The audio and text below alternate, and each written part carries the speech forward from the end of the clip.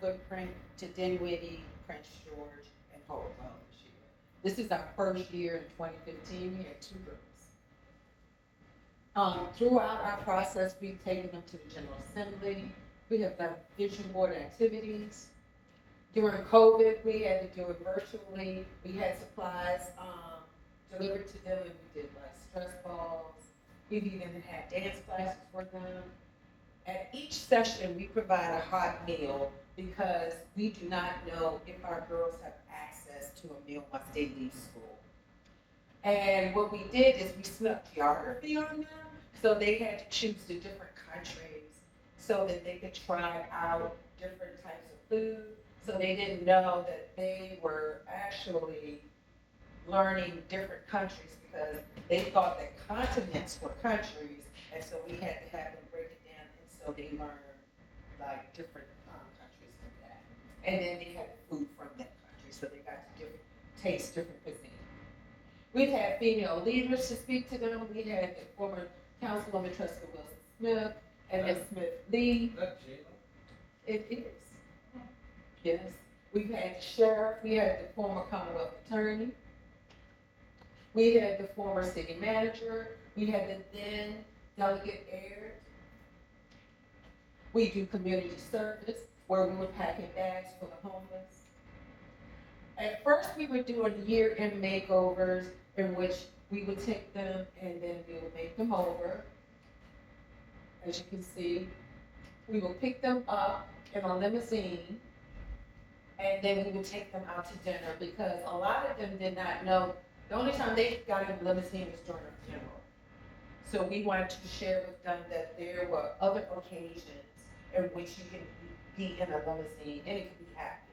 And as you can see, we made them over. They got manicures, pedicures, and then they got new gowns, shoes, underwear, jewelry. During COVID, we had to pivot, and so we gathered young ladies throughout the Tri-City, and we did yard signs, and we did a parade, and we gave them gift baskets because they did not have graduation and did not have a prom. And they got to put them in their yard. After COVID, that's when we made a decision to take them out of their impoverished area and to take them on trips. So the first year, we would feed them meals. A lot of the girls did not know they were supposed to eat 3 meals a day. They did not know that it was lunch, breakfast, lunch, and dinner, and we made sure that we fed them all 3 meals. We took them to the African American Museum. There was a conversation afterwards. A lot of girls did not know their real history. And we took them to brunch. They never had ate a meal with music. And some of them were a little bit overwhelmed. Second year, we took them to Baltimore. We took them to the Great Black Wax. Some of the girls had never seen cotton. And we took them to the National Aquarium and allowed them to interact with the marine life. And they got to eat whatever they want, so of course there was crab legs on the menu. And we would take them. Our weekly sessions consist of various activities, CPR, dancing. These are the gifts not the gifts, the things that go in their bags when they go on a trip. We always gave them an overnight bag because some girls would not have that, and we did not want any girls to feel different. So each of them always got an overnight bag and a toiletry bag because some did not have like loofahs or toothbrushes, so we made sure they all had the same thing. Next year we took them to Asheville, North Carolina. We took them to the botanical gardens and then to the treetop adventures. There's always something educational as well as fun for them. And they have to earn the right to go on that trip. They sign a contract, they cannot miss school for so many days. They have to, they cannot have so many disciplinary actions and their attendance. Tri-City Fan Fest. This is our answer to those parents who cannot take their kids away for spring break. So when other kids come back and talk about what they did, there are a lot of kids that doesn't have that story to tell. So what we do is on the Friday of spring break, we bring like a mini carnival to Petersburg with a lot of resources, and you'll see some of the activities that they have that they can have the same type of story. This was our first year in 2023. We got rained out. Oh yeah. But we still persevered. It was cold, but it still persevered. As you can see, these are the activities they would have had. We always have great sweet treats. We make sure they have a hot meal. Fresh produce is they have access to fresh foods and vegetables and activities. The police are there, so are different resources. In 2024, the heaven smiled upon us. As you can see, it was a great day. We had almost 400 people that day. We were at the Peabody site. As you can see, they had different activities. The kids had a great time, and it was definitely a family event. We wanted to make sure that it was for the family, because when the family do activities together, it strengthens the family unit. Let's go back. As you see, they had laser tag and all these other activities, fresh produce, healthy desserts. This is in 2025. We were in Bush Shepherd Baptist Church. We had a great day. The only thing about that day, there was a lot of pop. Everything was covered in pop. But we still persevered, and as you can see, our attendees still had the same thing, access to fresh produce, to resources, and the kids got to have a great time. That's 2025. 2026, we had over 700 people. We had a lot of community partners as we gave giveaways. We did fresh produce again. We had a U-Haul truck full of different things to give away, all these drinks and chips. We always do fresh food. These are our resources, and we even have a rock climbing wall. So the main thing about it is that with all these activities, the kids are always in front of a game, a computer. We wanted them to be outside and to be active. And the parents were being active with them, and everybody was laughing. And one of the things that people were saying is that they were walking away like they went shopping. We wanted them to have things to go back to, because during spring break, there is no breakfast, there is no lunch for the kids, you know. So or maybe for the family. So we wanted to provide that for them. Our Rocks and Rulers Entrepreneurship Program. This is for 12 to 17-year-olds, for children in the tri-state area. We meet, it used to be twice a month. We meet 3 times a month, the second, third, and fourth Saturdays from 4 p.m. to 9 p.m. We strategically did that because most children are vulnerable during those times, and they're usually on the street, so we wanted to take them off the street so that they can start a business. And we are located at Virginia State University in the same building with Dr. here. We call it Rocks and Rulers. Rocks basketball for the boys, girls are the rulers of the world. And that's how the name came about. And this was our first year. We partnered with BCE. They did food presentation and education. We will always give our youth food bags so that they can have access to food, because during the summer, a lot of the children and their families don't have food, especially now with the changes with the SNAP benefits, or the SNAP benefits being stolen. We definitely wanted to step up and make sure that they have access to food. The first year we did graphic design, video creation, natural hair, DJ training. And then in 2023, this was our first teampreneur. He got his own LLC. In 2025, in 2024, we were at Virginia State. 2025, we were at Virginia State. And now in 2026, we're at Virginia State. But we did program enhancements this year. This year, we partnered with the Metropolitan Business League. They will be doing the business education We have partnered with Endless Green Consultant LLC and Petersburg Advantage Credit Union. They will do our financial literacy. We have some we partner, we have an intern from the biology department for urban artistry. We have a former Virginia State University student who's doing fashion design. We have a professor who is doing manufacturing hair products. We have brands florists. I'm a little partial to them. They're doing floriculture design, and then we have a young lady who's an art teacher doing graphic design.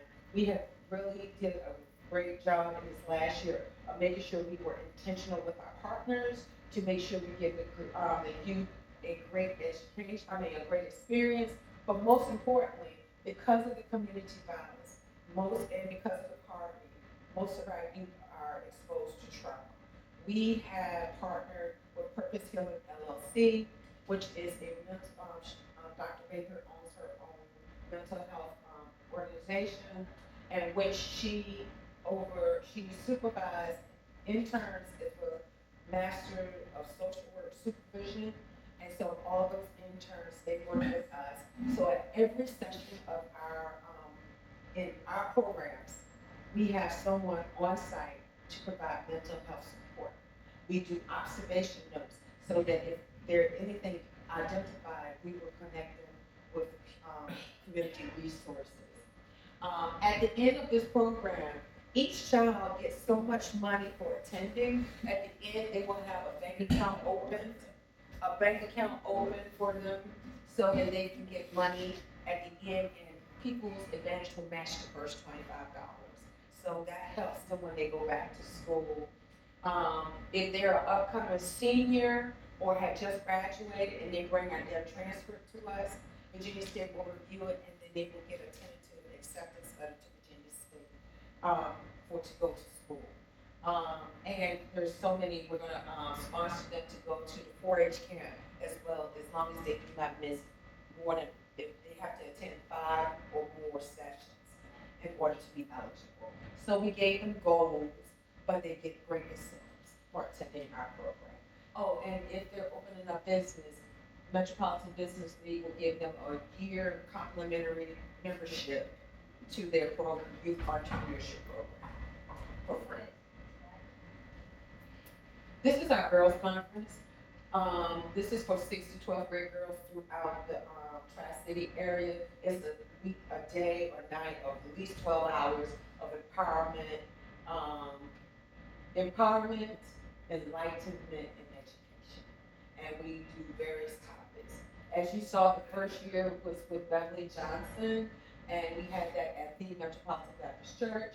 We also went to PAL, to the Petersburg Art League, and we had various activities. We took them to see art show. The second year we were at 4-H in Wakefield, and we were there, and it was amazing weekend. I'm not going to have y'all go through that, but as you can see, we even had a pajama party for them, and they had never seen animals on the wall. That's the video, but we're going to go past that.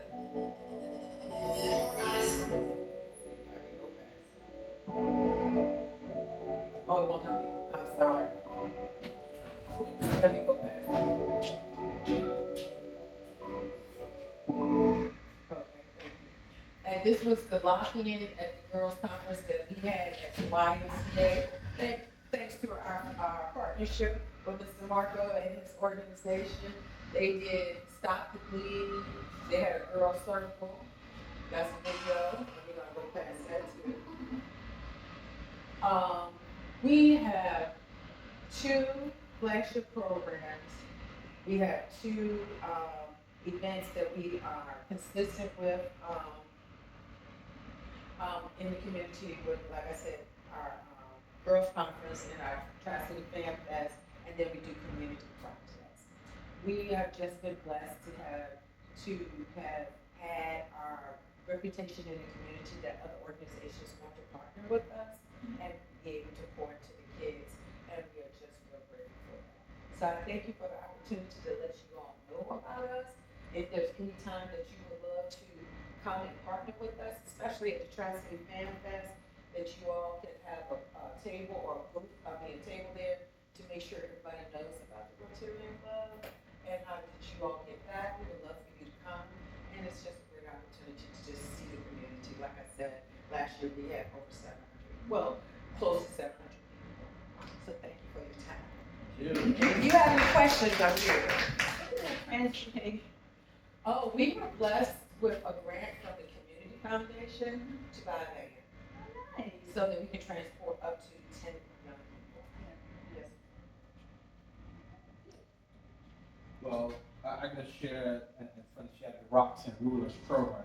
So, I did the midnight basketball program at the YMCA for several years. We did midnight basketball for couple months throughout the years. And one thing that stood out was it was a great program. It had like 70 plus kids show up, but there was a missing component. And it struck me because I'm a girl dad. It was very boy friendly. So what about if girls came? That's really what was there for them to do. So Janelle came and we had stuff that guys were doing. She had breakout rooms and other stuff. We had board games. We had cosmetology going over there. We had dance going over there. So she added that thing. It became more inclusive type programming.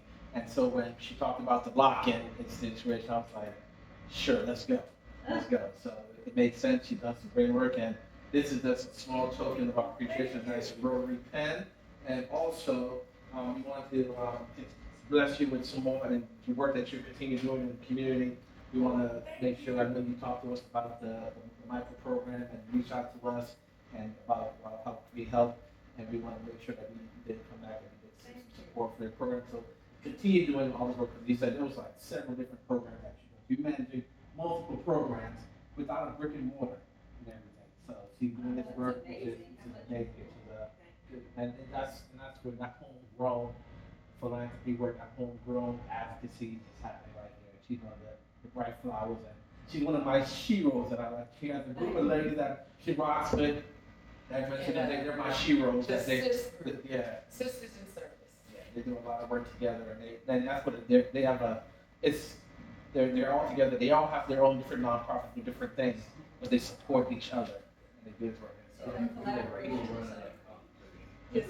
Where do you recruit the girls that participate in this? So the girls that we aim to support are girls with behavior or mental challenges. They have an IEP, that are in foster care, or that are truant. And we work through schools. Okay. And then some parents have heard about us through their friends because their daughters or their youth have been in the program and they want us as well. And then we work with the Petersburg Social Services, Hopewell Social Services, and Prince George